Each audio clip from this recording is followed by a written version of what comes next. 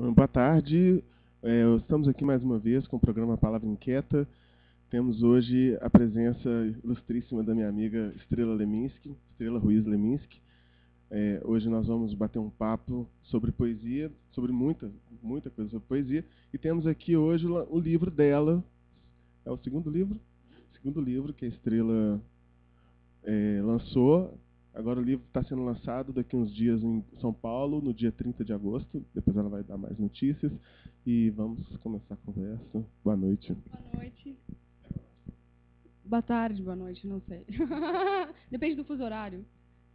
Então, Estrela, hoje a gente está vendo assim as várias facetas da Estrela Leminski em São Paulo, fazendo show, tocando com o grupo, com o Theo Ruiz, fazendo outras coisas com literatura, tá ligada, tá na área.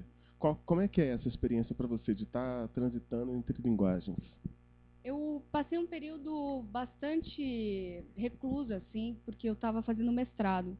E fiquei fazendo. E não, primeiro tive filho, e daí depois fiz o mestrado, emendei uma coisa na outra. E nesse tempo produzi muita coisa, mas não estava reclusa com duas gestações diferentes, assim, né, de um filho, e de uma dissertação de mestrado.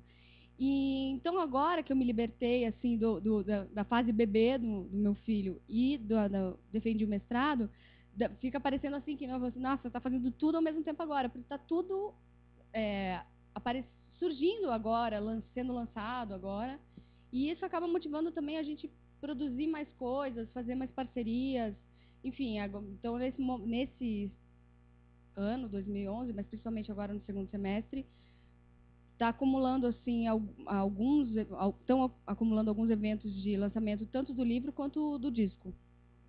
E aí, pois é, então fala um pouco disso. Assim, você tem uma experiência, você é compositora, você canta no show, aí tem que dividir, tem ensaio, tem lançamento, depois você tem lá uma pausinha para fazer umas anotações. Como é que é isso? Bom, está sendo uma loucura, porque eu sempre dividi a minha produção com ainda o meu lado professora de música. E agora eu estou tendo que me desdobrar mais ainda, porque tem essa coisa toda principalmente com a música, de ser autoprodutora. Então a gente acaba sendo não só a pessoa que anota e que produz e compõe, escreve, mas o próprio office boy, o próprio empresário, o próprio assessor de imprensa. Então, parece, acho que para algumas pessoas parece tão tranquilo, né? A pessoa, que linda, ela é artista, ela fica em casa trabalhando, mas não é exagero dizer que eu trabalho da hora que eu acordo à hora que eu vou dormir, assim, eu não paro, até porque eu sou um pouco inquieta mesmo, eu tenho esse perfil, mas está sendo bem intenso, assim, de conseguir conciliar todos esses personagens que hoje em dia quem faz a sua poesia na raça ou quem faz sua música na raça tem que conciliar, tem que ter noção de como faz. E é bom isso, eu acho que inclusive dá uma noção diferente do todo e até da produção e até de um olhar diferenciado sobre a produção de outras pessoas. Isso acho bem bacana, assim. Você tem agora esse livro todo bacana, com design gráfico super avançado, chique, todo. Parece que eu estava procurando ali, o pessoal que fez o livro está todo orgulhoso também com o trabalho, né? É um trabalho diferente. Você acabou de falar, quem faz poesia na raça. E de repente você está com um livro todo, todo de luxo. Pois é, eu acho que quando a poesia marginal entrou nessa onda do faça você mesmo e xerocava os seus livros, e quando a música independente da vanguarda paulista prensava os seus LPs, ainda tinha um perfil muito, a gente vai ter que fazer desse jeito porque a crise é braba. Agora eu já acho que é um outro perfil, acho que não é porque a gente está fazendo na raça que a gente tem que fazer meia boca, acho que tem que ser cada vez mais competitivo, profissional e saber o que está fazendo e querer fazer já que está tudo tão disponível hoje, a gente tem que cobrir a cartada mesmo, assim. Então, esse livro, eu consegui, na verdade, fazer uma tiragem minha e o designer gráfico, através de uma lei de incentivo, e o designer gráfico é um amigo que não é poeta, mas gosta muito de música, a gente se conhece há muito tempo, E ele é músico, compositor também, então acho que tem essa uma coisa também de sensibilidade mesmo. E quando a gente lançou o primeiro disco nosso, do Música de Ruíz, ele fez o encarte. E o trabalho, acho que a melhor coisa do disco, incluindo músicas e tudo, é o trabalho gráfico que ele fez no encarte com as músicas, porque ele transformou as letras em poemas gráficos no encarte do disco. E aí, nisso, eu já fiquei de olho nele e falei, não, eu vou, a próxima vez, né, um dia que eu fizer um livro gráfico, eu vou aprontar com ele. E quando eu pensei nesse livro, já esbocei muitas coisas que eu já queria, as colagens de foto eu fiz, etc. Algumas coisas eu apontei e joguei na mão dele, achando que ele ia simplesmente formatar e dar uma melhoradinha. E ele falou, olha, posso ter a liberdade de entrar na criação? Eu falei, bom, confio no teu taco. E quando ele me entregou o trabalho, eu vi que muitos poemas tinham crescido demais com o trabalho dele, assim. Então eu até brinco que ele é o pai da criança, assim, nesse sentido. Como é o nome dele? Marco Mazarotto. Marco Mazarotto, está divulgado. Pois então, o seu livro ele é um livro com bastante diversidade de estilos, vamos dizer assim, de técnicas, melhor dizendo. Você, às vezes, se vale de poesia visual, você brinca com colagem, faz uma poesia que lembra muito da poesia marginal, tem homenagens a poetas marginais, tem um momento que parece letra de música. Como é que é isso? Para você, como é que é essa experiência de o que você pretende, o que você quer com a poesia? O que a poesia tem de sentido para você nesse, nesse ato de criação? Eu acho a grande questão desse livro, o embriãozinho dele, está todo em torno desse nome, que é a poesia é não. Eu estava já escrevendo alguns poemas e tal, desde do meu primeiro livro, mas assim, ainda não achava que tinha uma obra, achava que não tinha um formato. Quando eu estava amamentando, eu comecei a ter ideias sobre como expressar, falando da poesia, mas de uma maneira gráfica, sem texto, sem discurso. Porque, como eu cresci num ambiente de escritores, eu cresci com a discussão sobre a poesia, o que é poesia, e em contato também com vários outros tipos de literatura, muitos poetas amigos me mostrando trabalhos. E sempre foi uma questão, assim, para mim, de olhar e falar assim, até qual é o limite da poesia, assim, o que vai fazer dela poesia não é? Se já teve poesia com rima, tiraram a rima, continua poesia. Então, tira a palavra, poesia gráfica, continua poesia. Poesia sonora. E aí eu falei assim, bom, mas então o que caracteriza esse diacho desse negócio? E comecei a pensar, bom, o que ela é várias coisas, mas dá para dizer afirmativamente o que ela não é. Né? Categoricamente o que ela não é. Não dá para você ficar dizendo poesia é isso, mas dá para você dizer o que ela não é. E eu resolvi fazer isso de uma maneira bem humorada, sem muito discurso, sem muito ranço. E o que coube bem, assim, é que eu sempre me interessei por muitas formas de literatura e escrevo, na verdade, esse é um livro de poesia, mas comecei também, paralelamente, a escrever contos e comecei um romance. Então, eu comecei a escrever várias coisas, assim. Então, quando eu era criança e comecei a escrever, eu comecei pelo haikai. Mas logo fui para poemas longos. E depois fui me interessando pela questão gráfica. Mas como eu sempre estudei música, sempre fui compositora, também a questão sonora na poesia era uma questão importante, mas eu acho que ela também não tem que ficar presa a isso. E isso fez com que a minha poesia ficasse muito diversificada, assim, muito... E a ideia sobre essas várias formas de poesia, acho que cabem nessa discussão sobre o que a poesia não é.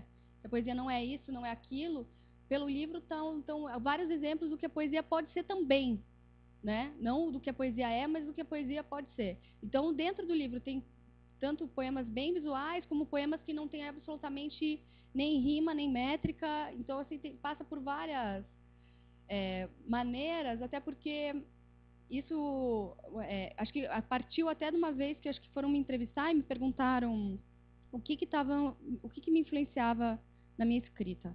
E eu me toquei com essa pergunta, assim, me veio que o que me influenciava naquele momento, que estava me influenciando na prosa, era uma poeta, a Glarra Veterani, que não sei se fala assim, se pronuncia assim, Glarra Veterani, com o livro dela, que é Por que a Criança Cozinha na Polenta. E quem estava me influenciando muito na poesia era um prosador, que é o Mia Couto.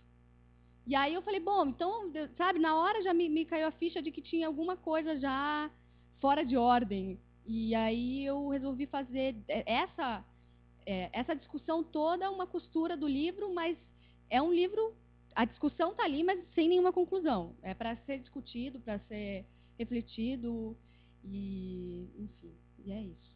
E assim ficou o formato do livro Poesia Não. A gente assistiu durante décadas na história do Brasil os poetas transitando com discussões sobre forma, sobre conteúdo, sobre de que maneira era vanguarda, de que maneira era invenção, de que maneira não era, de que se de fato certas coisas eram formais ou não, e etc. Agora hoje me parece, e principalmente eu senti muito isso lendo seu livro, me parece que existe uma certa liberdade de um tipo de jovem que está dentro do mundo da informação. A informação ela é acessível a todos. E essa informação já não tem... Você não precisa ser poeta para estar hábil para criar certos jogos semióticos. Você vê isso propositalmente no seu trabalho? Como é que é? É complicado, porque quando eu comecei a escrever, não tinha internet ainda, né? Parece papo de velho falar isso, mas é verdade. Não tinha internet, a coisa não era tão facilitada. Afinal de contas, né? Não, mas eu comecei a me interessar por poesia, principalmente, num período que a questão era o fetiche ainda pelo objeto livro. E eu acho que isso me persegue um pouco, por mais que eu tenha uma dificuldade de escrever no papel hoje em dia. Eu já sou de uma geração que escrevo direto no computador, mas na hora que eu vou ler poesia, eu gosto de conhecer coisas, por exemplo, pela internet, mas eu gosto de recorrer ao livro. Eu ainda sou presa ao objeto, assim, eu ainda tenho um fetiche pelo objeto livro. E eu acho que teve uma reflexão num livro do meu pai, que eu acho que é o Ensaios e Anseios, que ele fala de como o limite geográfico, às vezes, pode ser cruel, que pode ter um poeta tão maravilhoso lá na Bulgária, e porque ele é de lá, talvez a gente nunca tenha contato, ou ele não chegue, né, nunca venha a ter a proporção que ele deveria ter ou que merecia. E isso hoje eu acho que já é uma outra questão, e eu não tenho, acho que, muito discernimento, muito distanciamento para ver no que isso vai dar, mas eu acho que já é um avanço muito grande você ter disponibilizado tudo nesse saco sem fundo que é a internet, né? Esse lixo cósmico, assim. Mas, por outro lado, eu acho que a grande questão para tudo isso, acho que é muito legal, todo mundo tem que fazer. Eu acho que a grande dificuldade, talvez, seja o filtro disso, né? O filtro, porque antigamente uma crítica que saía num jornal tinha uma grande importância, né? Hoje em dia a gente busca muito mais, às vezes, formar nossa opinião por certos blogs, certas revistas literárias que vão desenvolvendo uma fidelização, digamos assim. Você vai apostando naquele... Na música também, né? Principalmente essa coisa assim dos novos compositores. Chove novos compositores, mas aonde você vai encontrar? Onde que você vai buscar uma linha que fala assim, não, essas pessoas estão preocupadas com o novo, estão preocupadas em divulgar. O tal do jabá hoje em dia é uma coisa muito mais complexa, né? Muito mais é mais difícil. Então é bacana a gente poder estar livre dessa amarra do jabá e das pessoas poderem fazer e estarem livres dessa crueldade geográfica, né? Então eu acho que só tem a ganhar. Acho que a grande questão é como lidar com esses filtros, como cada vez mais produzir filtros na internet que sejam bacanas tanto para produzir quanto para divulgar, né? E enfim, eu acho que aos poucos estão se formando, estão se fixando. Eu acho que essa faca de dois gumes da internet assim é proporcionalmente legal por um lado e complicado pelo outro. Agora você falou algumas vezes do seu pai, da sua mãe. Hoje a gente está com a Alice aqui, estamos tenho a honra de estar com ela aqui, só que ela está escondidinha, tá? Aviso logo. Se quiser fazer alguma pergunta, fica à vontade. Tem uma plateia imensa aqui, gente, vocês não fazem ideia. E a gente está... eu estava observando que Paulo Leminski foi uma figura muito... ele é uma figura mítica, principalmente para os jovens poetas, os poetas da nossa geração, né? E boa parte de quem está produzindo coisas novas leu muita coisa, incluindo cartas, incluindo biografias, várias coisas do Leminski. Então, a estrela Leminski, ela é um personagem mítico tanto quanto o pai dela. É um personagem de toda essa história. A Alice Ruiz também é um personagem todo, né? Então, como é que é isso? Qual que é a sensação de ser? Qual que é a sensação assim? Que tipo de encargo que te acarreta, né? Olha, no meu caso eu observei bem, assim, eu acompanhei essa transformação do Paulo em mito, né? Desde assim, morreu, aí os poetas, aí as pessoas querendo preservar, e aí as pessoas começando a curtir, as pessoas debatendo seriamente até chegar e virar um mito. E então, assim, eu no final das contas eu sou obrigada a me relacionar com vários Paulos, né? Tem o Paulo pai, o Paulo o Paulo poeta e compositor, e tem esse Paulo mito. Então, assim, eu tenho relações diferentes, eu acho que com cada uma dessas figuras, assim. O que eu sinto em relação a essa coisa do peso, né, de ser filha dele e também produzir, por um lado tem as coisas muito legais, assim, no meu caso, que fico batalhando para escrever e vir alguém me contar que começou a escrever e se apaixonou por poesia por conta da obra dele, é uma coisa que me deixa com orgulho gigantesco, megalomaníaco, assim. Eu acho que isso é uma coisa muito, muito bacana e acho que me dá mais gás para continuar, de ver que um pouco a sensação que eu tinha quando eu era criança tem em muita gente, porque eu tinha pais poetas e que curtiam coisas muito legais. E eu ia aprender na escola e chegava lá no colégio, chegava lá aquele cara com Camões, assim, eu falava, meu Deus do céu, eu tinha tanto que gostar de poesia, meus pais são poetas, mas isso é chato, sabe? E a mesma coisa com a música, é muito engraçado, porque na minha casa também se ouvia muito Itamar Assunção. E depois, para mim, foi um choque descobrir que o cara não era famoso. Porque, assim, cara, ele tocava na minha casa mais que o Caetano. Se o Caetano era famoso, tipo, o Itamar tinha que ser muito mais famoso, entendeu? E essas coisas todas, para mim, foram descobertas um pouco, acho que diferente da maioria das pessoas, assim, por conta dessa bagagem cultural toda que eles trouxeram. Enfim, e tem um lado muito legal também, que é de eu ser interlocutora da minha mãe até hoje, assim. Eu mostro minhas coisas para ela, peço opinião e troco muito com ela, assim. Conheço coisas, mostro para ela que me apresentou o Mia Couto. Isso é uma coisa muito, muito privilégio, assim, né? Acho que é uma coisa muito, muito legal, muito, muito bacana, muito única, assim. Fico fã muito dupla, né? Eu sou filha e fã geracional, assim. E a minha libertação foi quando eu me toquei que essa era uma coisa de geração. Eu cheguei até, por conta desse peso, na adolescência foi o momento que ele estava virando um mito. Então, foi o momento que eu quis guardar as minhas coisas na gaveta, porque eu falei, eu não queria, eu vi o tamanho do peso e que ia ser, o tamanho da cobrança, o tamanho dos preconceitos que as pessoas teriam, tanto positivos quanto negativos em relação ao meu trabalho, e eu quase que não me expus. Até que o Ricardo Silvestrin, que é um poeta de Porto Alegre, estava lançando a editora Ame o Poema, voltada só para poesia, elogiou meus poemas e falava, esse parece Alice, esse parece Paulo. E aí eu falei, não fala isso, que senão eu vou guardar tudo de novo. Aí ele falou assim, você acha que é só privilégio teu ser influenciada por eles? Eu sou, minha geração é, a tua geração é. E aí começou a listar um monte de gente que tinha poemas parecidos, e eu falei, não, tem razão. E isso, sabe, ter toda essa bagagem, toda essa experiência que eu tive, isso é um privilégio, mas ser influenciada por eles não é um privilégio só meu. Então, a partir desse momento, eu relaxei e tenho aprendido também a relevar muito a questão dos elogios muito rasgados e das críticas muito suspeitas, assim, porque elas vêm, né? Eu acho que tem uma coisa de as pessoas estarem atentas, ficarem muito curiosas, assim, e vem de várias coisas, tanto de pessoas que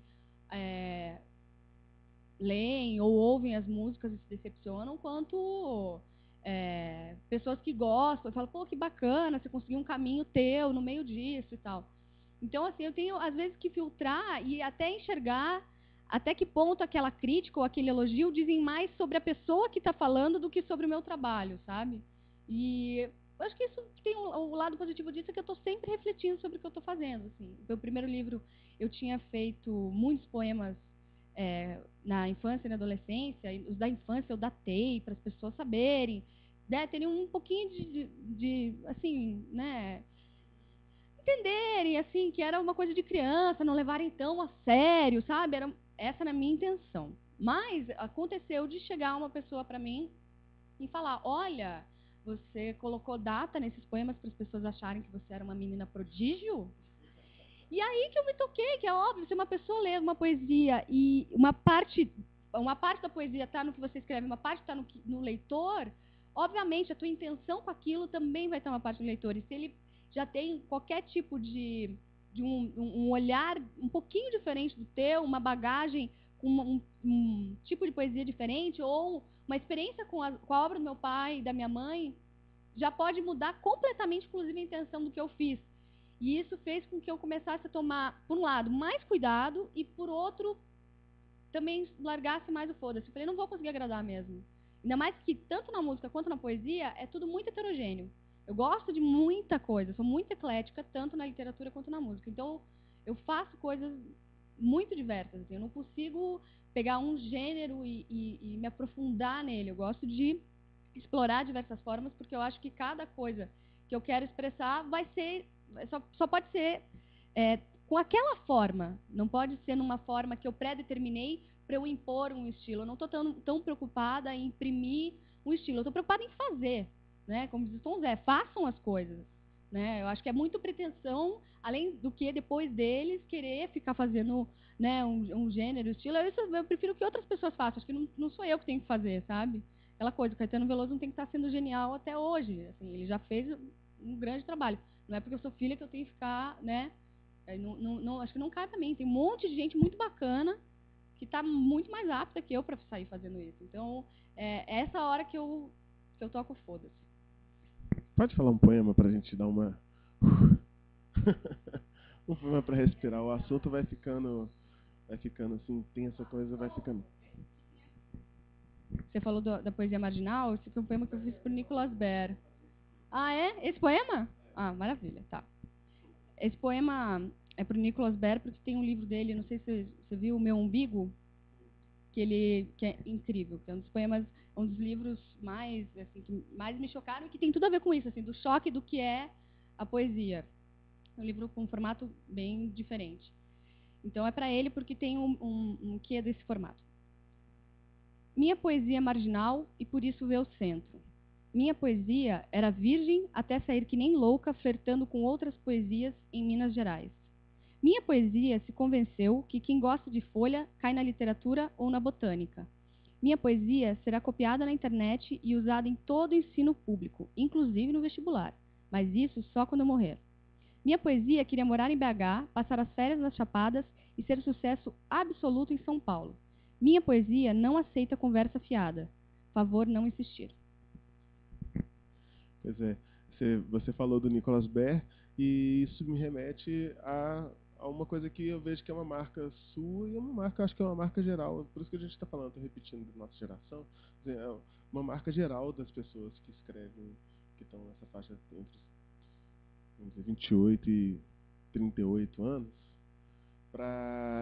que é a influência, uma influência clara da poesia marginal e que tem um quê de soltura. Na verdade, assim, existe o oposto a isso também. Existe a reação total a isso, que é, na verdade, uma dureza total também, mas são lados da mesma moeda.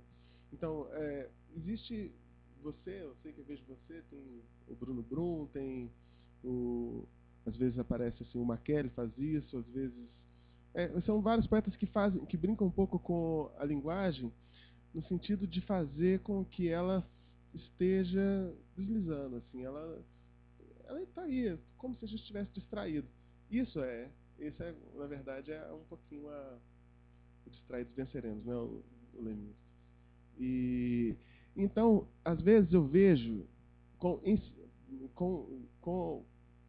a visão oposta, alguns críticos que fazem questão absoluta de criticar você. Não criticam a mim, não criticam o Bruno, não criticam a Kelly, mas criticam você, porque a Estrela Ruiz Leminski, filha da Alice Ruiz, do Paulo Leminski, eu tenho que criticar. É muito sério isso. Como que você encara isso? Como que você lida com isso? Bom, eu tenho que encarar de uma forma assim, pensando principalmente. Essa é exatamente a crítica que eu falei de. Eu acho que quando a pessoa critica isso, ele diz mais sobre ele do que sobre mim, né? Eu acho que tem uma questão assim que as pessoas nessa história do Paulo ter virado um mito, entrou toda uma discussão boba, na verdade, de visão da obra dele, de uma obra que seria mais acadêmica e uma obra que seria mais fácil. E o que me impressiona é alguém supor que eu estou querendo fazer, por ser filha e por estar escrevendo, isso é querer que eu tenha algum tipo de continuidade, que eu faça uma poesia com uma consistência do nananana. E é muito louco, porque eu tenho certeza que se eu fizesse, essa pessoa ia falar: ah, mas está imitando o seu pai tantos anos depois, pelo amor de Deus, estamos fazendo outra coisa. Ou seja, se correr, o bicho pega, se ficar, o bicho come. Então, eu acho que, como a gente está nesse momento todo de internet, as pessoas não têm mais muito tempo de ficar, nem saco de ficar lendo um segundo caderno para poder ter acesso à poesia, às coisas e para a reflexão das coisas. E isso, inclusive, acho que tem um pouco a ver com a canção popular brasileira. Assim, as pessoas chegaram a falar que o Caetano tem letras que têm uma qualidade de poesia, Chico Buarque, idem, etc. Hoje em dia as pessoas não têm mais muito tempo para pegar um autor e ficar blá, blá, blá, blá, blá, blá, blá, blá, blá. É muita gente produzindo, né? Então, a minha intenção, quando eu estou fazendo... Quando eu fiz esse livro, na verdade, porque eu estou escrevendo outras coisas que talvez precisem de um blá, blá, blá, mas isso é outro livro. Não é porque eu escrevi esse livro assim que Estrela Ruiz Leminski é isso, está delimitada a isso. Esse é o meu primeiro livro. E eu não consigo deixar de lembrar que tiveram alguns livros do meu pai que tiveram críticas muito piores, assim, e com tanto ranço quanto. E que hoje são livros que são consagrados e etc., porque as pessoas enxergam que dentro da obra do Paulo, aquele livro representa um corte X ou um pensamento, enfim. Então, assim, eu tenho um pouco de serenidade de entender que, assim, eu não parei de escrever, eu não morri. Então, assim, as pessoas não adianta as pessoas ficarem falando da minha obra, que eu não bababi, porque eu acabei de começar. Assim, é bem isso, assim. E outra coisa que não se chuta cachorro morto, né? Se é tão insignificante, então não precisa nem falar. Por que precisa falar? Né? Então, assim, então ele está querendo aparecer, não sou eu que estou querendo aparecer. Então, não sou eu que estou querendo ser pretensiosa. Então, o cara que é assim, né, o pretenso crítico. Então, é nesse sentido que a pessoa acaba, acho que se expondo mais que eu nesse sentido. E tem até um papo muito chato que também rola na música, que é: ah, e os filhos na música tá rolando demais também, né? Que tem muitos filhos produzindo, mas é muito fácil esses carinhas que estão atrás da sua mesinha, com o seu salário fixo, estarem dizendo isso, sendo que a nossa geração foi uma das primeiras gerações que conseguiu ver os seus pais viverem da sua arte. Né? Eles não são filhos de funcionários públicos, eles são filhos de artistas. Eles descobriram que dava para fazer o que se ama e poder pagar as contas. Né? E como conciliar isso? Então, assim, eu acho que não é nenhum crime, eu acho que não precisa, sabe, sair apunhalando pelas costas ninguém por conta disso, assim. É só ficar atento aos filtros que tem. É mais fácil, por exemplo, passar por um filtro por ter um sobrenome, talvez seja, mas a grande questão é a história da fidelidade. Se essas pessoas vão ficar, se essa obra vai ficar, e não se ela vai chegar no público. Chegar no público é muito fácil hoje. Chegar é a coisa mais fácil que tem. Então, acho que assim, não é nem... Até porque eu acho que quem se assusta mais com isso, assim, principalmente o pessoal dessa geração muito pré-histórica da internet, assim, muito antes da internet, que eu acho que ainda não entendeu que não é isso que vai fazer com que uma pessoa fique, que a obra da pessoa fique ou não. Ela só vai chegar no público e vai ficar a critério de quem escuta ou de quem lê o que fica e o que não fica, né? Eu estava lendo há pouco tempo um escritor martinicano, que é o Aimé Césaire, que diz assim, ele faz um imenso discurso belíssimo sobre a negritude e fala, isso é especulação intelectual, poesia, mas nem especulação intelectual, nem a poesia são tão ingênuos assim, são tão inofensivos e tão inocentes, né? Então, assim, a gente hoje está... vamos mudar um pouquinho de assunto, está parecendo que... de certa forma, eu estou comentando um pouco tudo isso, né, que você falou, mas também já preparando que é uma outra coisa que eu queria comentar, voltando para o assunto do livro, para o Poesia Não. Você fala poesia não. Eu leio muita gente dizer, poesia, conteúdo, poesia não é conteúdo, poesia é forma. Eu ouvi certa vez um menino me dizer, não, mas poesia não é forma, poesia não é conteúdo, é forma. Quer dizer, o menino não tinha o que dizer, né? Ou não tinha o que dizer, ou achou que não era importante. Mas são certas ilusões que foram se formando, né, intelectualmente, sabe-se lá por quê. Agora, quando você chega com poesia não é inofensivo dizer isso, né? Então, isso tem um peso dizer isso. E eu, embora veja você dizer, eu vejo diferente da maioria das pessoas que dizem isso que eu acabei de explicar, que são pessoas que dizem que poesia não, embora sejam poetas. E eu acho que você é muito de poesia sim. Como é isso? Bom, primeiro que eu acho que a forma é conteúdo. A forma que você usa, ela já tem conteúdo embutido nisso, né? E conteúdo é forma. Eu acho que é muito indissociável. Não dá para dizer que a poesia é uma parte disso ou a poesia não é. Eu acho que tem poesias que podem ter mais destreza no conteúdo ou mais destreza na forma, mas o conteúdo e a forma em si são muito indissociáveis nesse sentido, né? Mas talvez por conta disso tudo que a gente conversou, dessas questões pessoais todas, eu sempre fui muito brabinha, sabe? Sempre fui muito indignada. Não, muito indignada, assim, muito indignada com várias coisas, assim. Eu sou muito... e eu acho que isso, de alguma maneira, me fez também abrir as portas para a poesia, assim. Porque eu acho que poesia é, sim, também, né? Mas no sentido da forma, assim, o que diferencia a poesia do resto?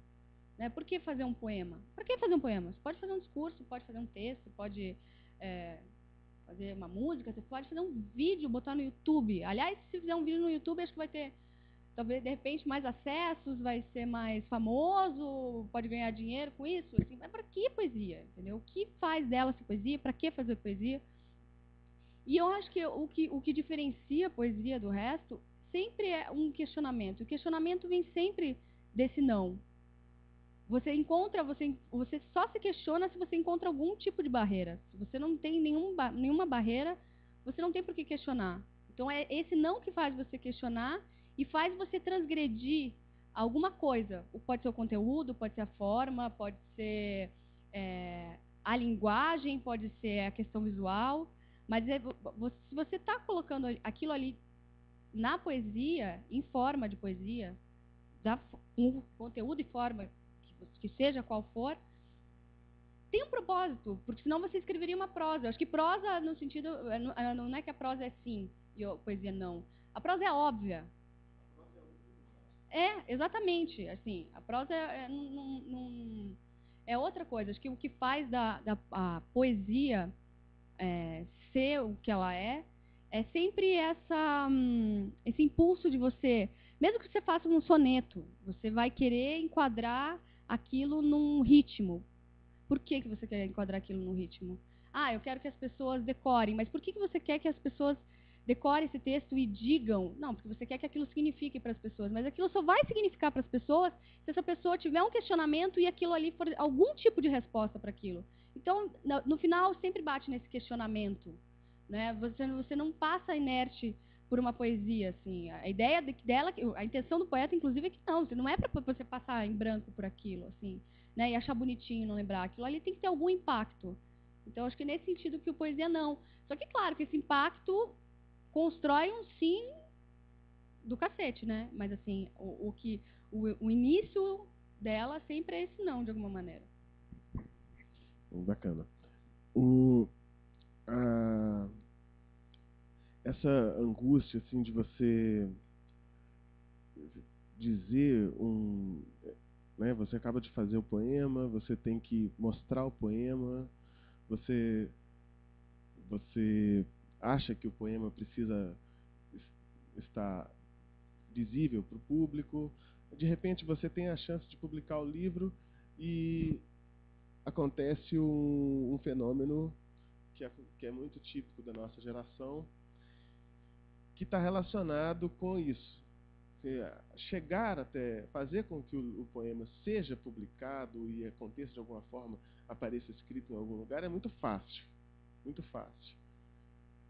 E aí, com isso, eu tenho observado uma tensão muito grande, que é assim, você pode fazer o poema, mas para que ele permaneça inédito, você vai guardando, guardando, guardando. Você como vários dos poetas que eu conheço, que eu gosto, que diz assim, não, eu não vou publicar isso aqui agora, não vou pôr no meu blog, não vou fazer, porque querem, sei lá, entrar para o concurso, ganhar uma lei de incentivo, fazer alguma coisa, sabe, sei lá como que a coisa vai fluir, né? Você enfrenta esse tipo de problema, você publica, você tem muita coisa guardada, como é que é essa... Eu tendo a não expor as coisas na internet, até porque aconteceram algumas vezes situações bem engraçadas, até de pegar letra de música assim, em sites em outro país, e que eu via claramente que a letra de música tinha sido alterada, assim, algumas palavras adaptadas para parecer que é... Aconteceu também com o Maquele, também, um cara que acho que conhecia a obra do Maquele, e as minhas parcerias que eram com o Maquele tinham um cara que fazia... Todas as músicas do cara eram super parecidas com essas músicas. E eu comecei a ficar um pouco mais atenta a isso, assim. Então, quando eu... Muitas vezes, quando eu quis fazer uma coisa bem for fun, me divertir, fazer uma brincadeirinha de linguagem ou qualquer coisa assim, sem nenhuma pretensão, eu coloco na internet. Mas quando eu estou escrevendo, e principalmente quando a coisa está num processo ainda e tal, eu não publico. Eu não coloco. Eu espero, de preferência, a coisa estar publicada mesmo, para daí colocar. Mas aconteceu, por exemplo, a orelha do meu livro era o meu perfil do Orkut. Porque tinha aquele quem sou eu? E eu tinha que escrever quem sou eu. Aí eu falei, mas que coisa chata, quem que sou eu, né? Vou ficar aqui falando as coisas que eu já fiz na minha vida, eu sou assim, sou assado, que saco. Pô, eu não fiz tanta coisa. Pô, nunca, né, não tenho uma irmã gêmea, nunca bati o carro, nunca morei fora do país, tanta coisa que eu não fiz, né? Tanta, eu vou ficar... E aí eu comecei a escrever, eu comecei a fazer uma lista de tudo que eu não tinha feito, né? E daí, por conta do livro Ser Poesia Não, e eu tinha que escrever uma orelha e falar sobre mim, eu falei, não, de novo essa história de falar sobre mim, não, vou pegar isso aqui, que eu estou falando as coisas que eu não fiz, que, de certa forma, eu falo muito sobre mim, num texto que eu estou falando exatamente as coisas que eu nunca fiz, e que eu não sou, e que não tem nada a ver comigo. Mas, enfim, é complicado, tem que ficar dosando, na verdade, essa coisa na internet. Veja, o comentário, assim, a gente tem essa facilidade de publicar no blog, mas o blog não é o único meio que você pode usar para fazer isso, né? Eu resolvi fazer em Paraty há pouco um lambe-lambe, um folhetinho super simples, e em consequência eu ganhei de presente, ainda não recebi, não peguei, ganhei de presente um mimeógrafo. Então você você tem umas coisas que você pode explorar, né? Você vai, né? Então, acho que a primeira vez que eu resolvi, quando eu desengavetei, a primeira vez que eu foi lá em Belo Horizonte, depois de uma oficina uma das, sei lá, 10ª oficina de Haikai que eu tinha feito com a minha mãe, e que eu tinha escrito algumas coisas e tal. E aí eu queria mostrar para umas pessoas, mas eu sempre tive uma dificuldade muito grande de declamar, dizer os meus próprios poemas, principalmente decorar. Decorar, então já era, mas ler, então, para cantar, beleza. Tanto que aconteceu já, eu já paguei o mico de esquecer o meu livro, ir para um evento, para uma balada literária em São Paulo, e ser obrigada a ficar declamando letra de música, porque eu não lembrava os meus poemas. Mas no fim deu tudo certo, assim, deu tudo certo, foi legal. Mas eu tenho uma dificuldade de decorar e principalmente de dizer. Então, com essa coisa da trava ainda que eu tinha, maior ainda, uma coisa que eu fiz, eu peguei vários. Acho que a gente foi para um bar e tinham várias folhas de descanso de prato. E aí eu peguei vários, de todos estavam na mesa e fiz à mão uma dobradura com vários haikais e distribuí para todo mundo lá, para o Negrão, para o Maquele. Foi assim que eles conheceram as coisas que eu fazia. Porque eles falaram, a gente quer ver o que você faz. Aí eu falei, eu não vou ficar dizendo, não vou mandar depois. Vou fazer agora. Então foi quase um livro manual que eu fiz, assim, com uma tiragem de 6 exemplares, eu acho. E aí depois desse episódio, eu em casa fiz impresso o meu primeiro livro, O Cupido Cuspido Escarrado. Eu fiz uma capa manual, imprimi e fiz também uns 4 exemplares também. E xeroquei, distribuí para algumas pessoas. Então eu comecei, acho que também de uma outra. Eu explorei, de certa forma, outras formas de fazer isso. E também outra coisa, eu acho que é a música. Eu acho que no meu caso, uma coisa alimenta a outra, assim. Eu acho que uma coisa sustenta a outra. Por mais que divida muito meu tempo, né? Eu fico bem maluca, assim, às vezes até de olhar um negócio e falar, meu Deus, essa letra de música, essa é poesia, o que eu faço com isso aqui? Não posso pôr os dois, senão as pessoas vão achar que acabou, né, a criatividade. Mas, por outro lado, eu acho que uma coisa vai sustentando a outra, porque as pessoas falam da minha poesia, que minha poesia é muito sonora, e da música, que é muito poética. Então, eu acho que assim, é um limite enfim, eu gosto de explorar até onde que dá para ir para lá ou para cá, de uma coisa e da outra. Acho que não tem muito... acho que não existe uma fórmula, assim, né? Acho que cada um tem um processo. Acho que tem muita gente que se dá muito bem, inclusive, de fazer um blog e postar diariamente seus poemas e abrir para discussões. Eu mesma conheci, tem poetas que nunca foram publicados, nunca escreveram, pelo menos não publicaram suas poesias, e que sou super fã da poesia dos caras que eu conheço só por blog, assim. Até porque ninguém fica rico vendendo livro, né? Assim, de poeta, nenhum poeta fica rico vendendo livro.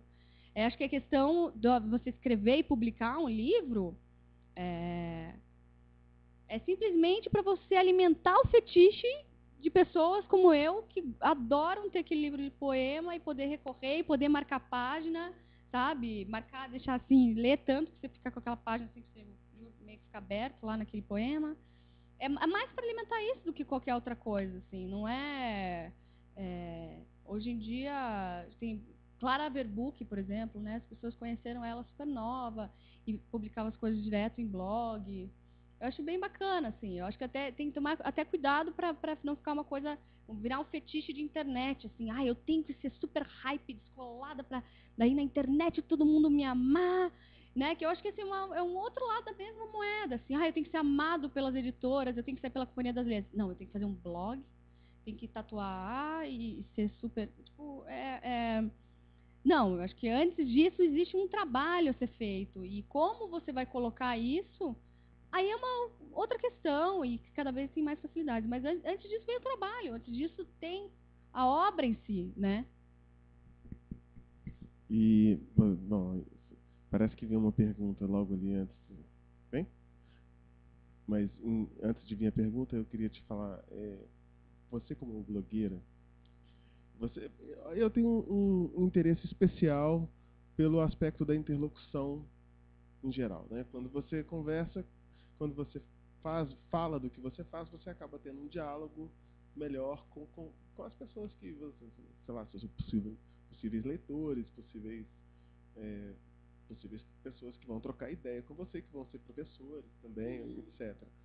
Você, com a experiência do blog, você teve essa chance ou isso veio de outras formas sempre? Como assim? Se a experiência do blog te ajudou a chegar a ter esse tipo de interlocução, ou não, se essas coisas sempre vieram por outros caminhos.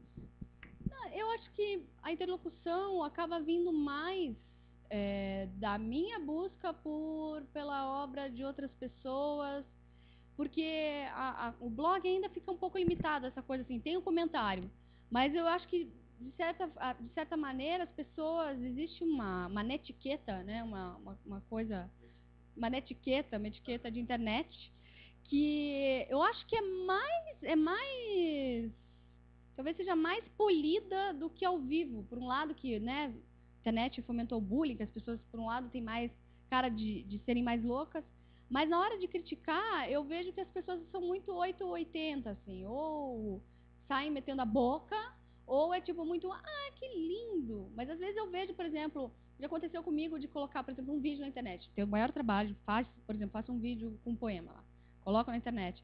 Aí a pessoa fala, lindo, bota no Facebook, curti, lindo. Aí eu vou ver nas visualizações, eu vejo que não teve nenhuma visualização. Eu acho que é uma coisa que acontece demais, assim. Então, assim, nem sempre uma resposta acaba sendo exatamente uma interlocução. Não, minha mãe falou aqui que tudo que eu posto no Face imediatamente recebe trocentos comentários. Não, mas eu tenho o meu Face pessoal, aos pouquinhos eu tenho. Se eu pegar um café, atrapalha. Atrapalha não, pode pegar um café. Eu acho que eu tenho também filtrado um pouco, porque eu tenho muitos amigos lá no Facebook. Lotei lá, tenho 5.000 pessoas. Mas nesses 5.000, eu já passei por um processo. Tem muitas pessoas que são fãs do meu pai, por exemplo, né? Ou pessoas que estão lá na louca. Aos pouquinhos eu vou abrindo espaço, por exemplo, se você não está no meu Face ainda. Eu, aos pouquinhos, vou tirando os perfis comerciais ou de gente que eu vejo que está ali de alegre, só para dizer, eu estou com a estrela lemística ali. Eu vou tirando essas pessoas para os amigos entrarem. Assim. Eu acho que isso também que agora as pessoas estão começando a colocar, fazer comentários. E eu acho que também essa coisa assim, indignada, acho que eu sou um pouco polêmica. Assim. Eu gosto de colocar só uns negócios também. Eu não gosto de falar, oi, gente, bom dia para quem foi dormir às 4 da manhã escrevendo um poema. Não, isso é tipo, porque todo mundo faz, né? Tipo, não, eu tenho preguiça, desse tipo de coisa eu tenho preguiça, assim. Ali eu coloco para dar vazão, assim, eu tenho uma ideia, tenho um questionamento, eu sei que eu vou botar linha na fogueira, eu acabo jogando, que nem a história de Curitiba, que para mim é uma questão, a minha cidade é uma questão para mim, que teve a banda mais bonita da cidade, que estourou na internet ao mesmo tempo em que todos os bares tocando música ao vivo estavam sendo fechados pela polícia, chegando várias viaturas e mandando as pessoas que estavam, inclusive, comendo embora porque estava tendo música ao vivo. E isso fez com que eu, assim, essa coisa esquizofrênica que tem em Curitiba, assim, de ter uma baita de uma produção bacana e, ao mesmo tempo, uma repressão histórica.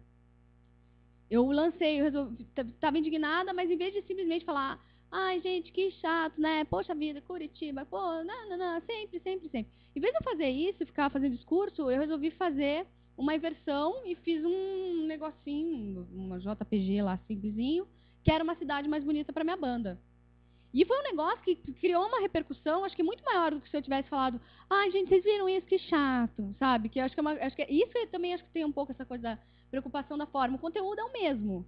Mas se eu ficasse fazendo discurso lá, ai, mas que errado que está o poder público de fazer isso, ninguém ia ter saco mais de ler.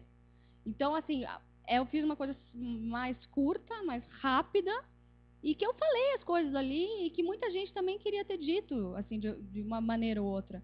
E aí o negócio tomou uma proporção que foi parar no jornal, já teve gente querendo criar, teve um movimento, agora tem um movimento musical lá chamado Levante, da música curitibana, e que o que o lema é, quero uma cidade mais bonita para minha banda, e o negócio acabou crescendo, mas eu acho que é porque é isso, porque é uma coisa muito, sim, muito direta, na verdade. Assim, eu quero as pessoas não têm tempo. Você tem que ou você diz e chega no ponto, cara, ou guarda para você, né? A gente não tem tempo para ficar sabendo se a pessoa foi tomar banho, se ela chegou do trabalho, que mais um dia ela está cansada. Assim, está todo mundo cansado desse tipo de comentário na internet. Eu não tenho saco. Na verdade, isso volta para aquele assunto lá. As palavras não são inocentes e nem inofensivas. Então, você diga o que for para falar, senão você está ali é público, né? Essa é a noção de que você está em público. Bom, eu acho que a gente já vai chegando ao final do bate-papo. Tem mais uma pergunta? Opa! A Natasha está perguntando: comprei o livro Aprendiz de Poeta e queria saber o que a incomodou para tirar a palavra poetinha daquele poema Aprendiz de Poeta. Aprendiz de Poema? Aprendiz de Poeta. Eu sei qual que é. Não, então, é porque tem um livro, um poema meu, Aprendiz de Poeta, diz o que te afeta. Cadê, caramba? Tem um poema meu que fala, Aprendiz de Poeta, que fala justamente disso que eu estou falando, assim, essa coisa de você querer dizer poesia tem que ser um pouco mais... Ai, tem que ler aqui, peraí. Bom, enfim, eu mostrei esse poema para minha mãe e ela me alertou que o Poetinha era o apelido do Vinícius de Moraes. E aí ia ficar parecendo que era uma crítica ao Vinícius de Moraes, e não é uma crítica ao Vinícius de Moraes. E aí eu acabei trocando por conta disso. Mas agora eu queria achar o poema para poder ler. Tá.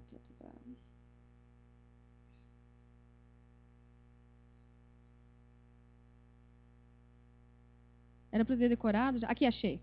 Aprendiz de poeta, cala a boca e me diz o que te afeta. Se soubesse quantos bons poetas tem por aí, se soubesse quantos gênios estão por vir, não ficava com essa angústia perpétua.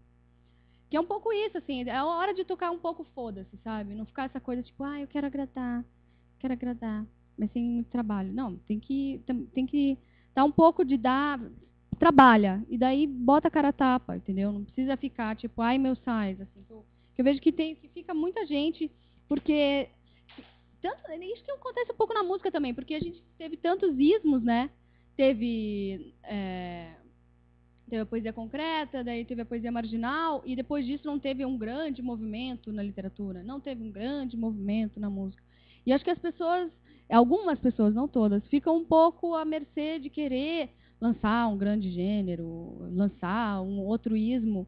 Só que a gente está numa era individualista, né, de diversidade, assim, é outra... A gente teve sei lá, 2 séculos de grandes ismos, talvez, assim, né? E eu acho que a gente não precisa ficar mais presa com angustiazinhas, assim. Tem que fazer as coisas, como diz o Tom Zé. A Natasha, agora eu vou te pedir para olhar para a Natasha ali.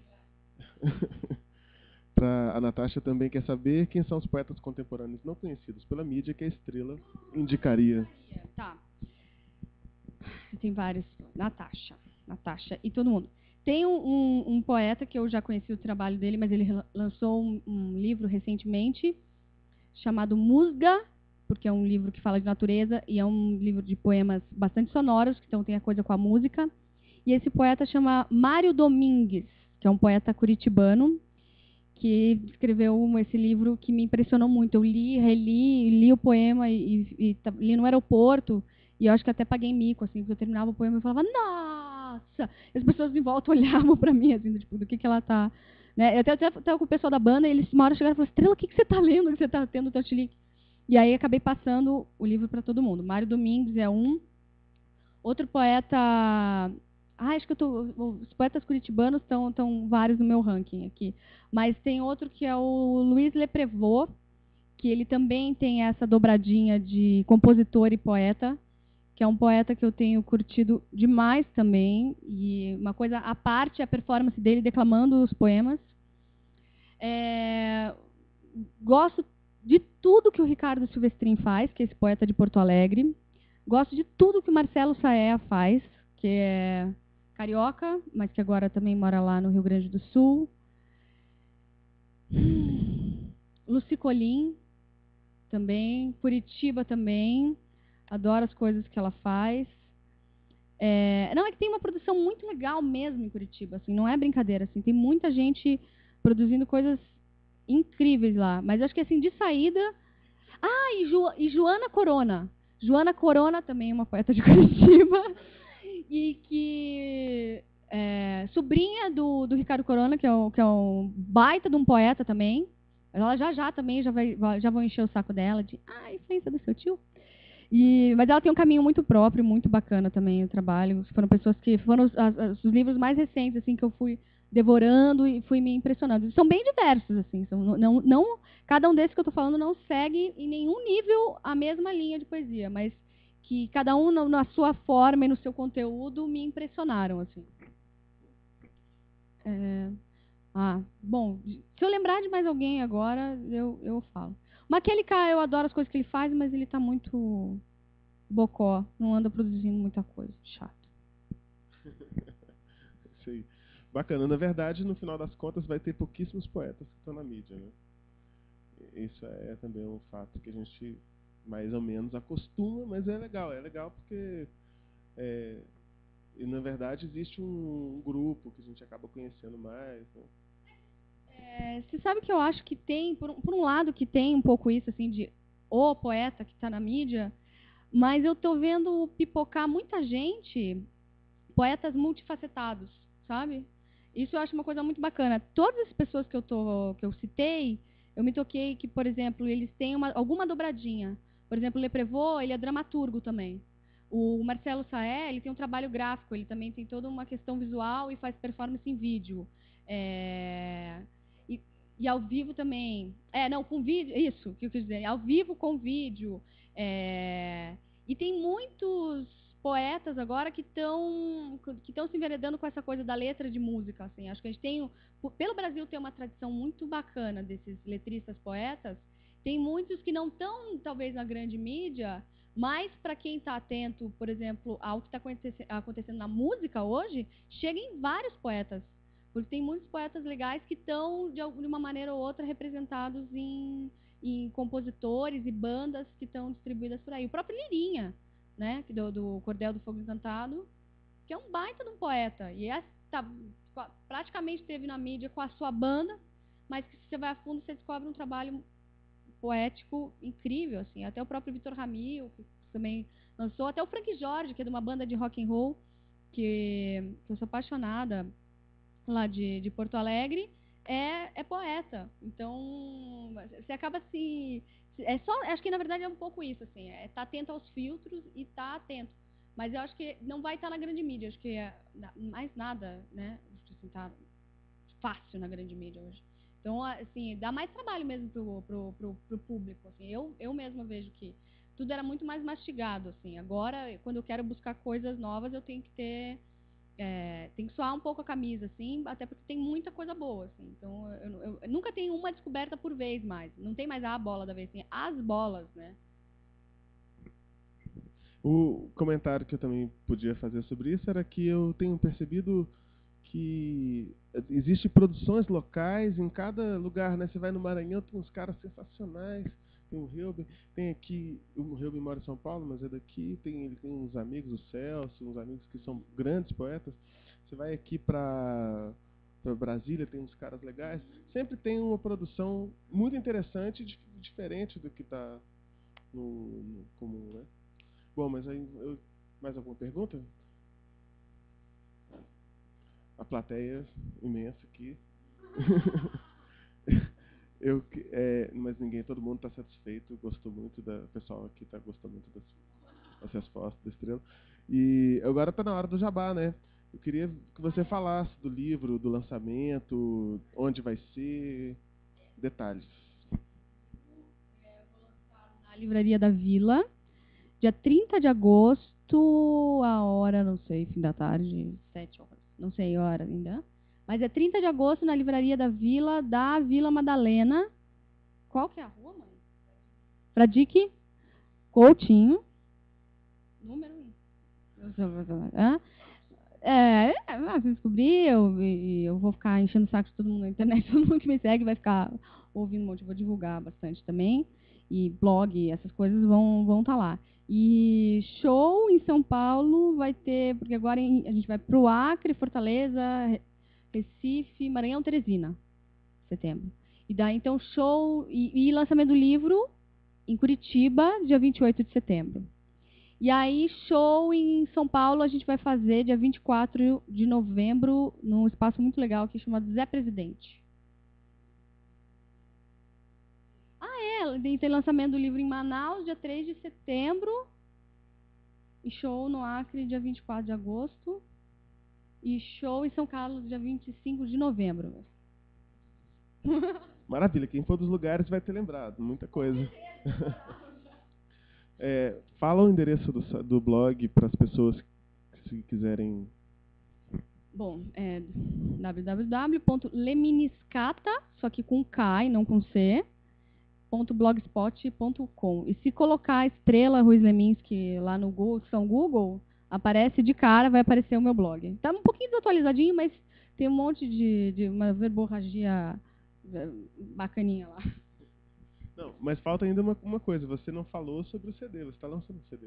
Você não falou nada sobre o CD. Não falei nada sobre o CD, mas a gente tem tempo, assim? Mas só 3 horas? Só 3 horas?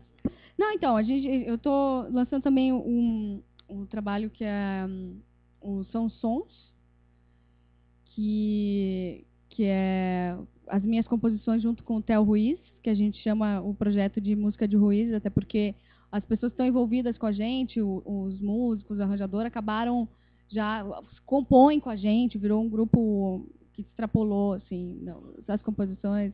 A gente brinca, né? Eu já cheguei a apresentar eles, tipo Eduardo Gomide Ruiz, Denis Mariano Ruiz, mas eles não são Ruiz, acho que só de coração, assim, que é tudo família já. E aí é um trabalho que também é bem, do ponto de vista musical também é bem heterogêneo, tem desde canções assim até rock and roll pesado no trabalho, e foi um trabalho que a gente quis expor esse aspecto de autoprodução. Então a gente quis trazer, até porque a gente tinha parcerias com muita gente de fora, assim, que tinha mais afinidade estética do que geográfica. Então tem parceria com o pessoal de Porto Velho, de BH, parceria com a Selmar, parceria com o Kleber Albuquerque. Então a gente colocou os diversos parceiros e chamou tudo que era amigo músico, assim, para participar do disco. Então tem um monte de participação legal no CD e que a gente está se virando para fazer só nós nos shows. E para fazer o cenário desse trabalho, eu acabei elaborando até com um pouco focado no meu trabalho poético, vídeos que tem a ver com a música e com o trabalho de poesia, enfim. Acaba sendo uma coisa bem mescladinha, assim. Eu não consigo dissociar as duas coisas, não tem jeito. CD, lançamento do CD. CD, são sons com o grupo Música de Ruiz. 24 de novembro de São Paulo? 24 de novembro no Zé Presidente, mas quem está nas respectivas cidades ouviu, ela decorou, não percam.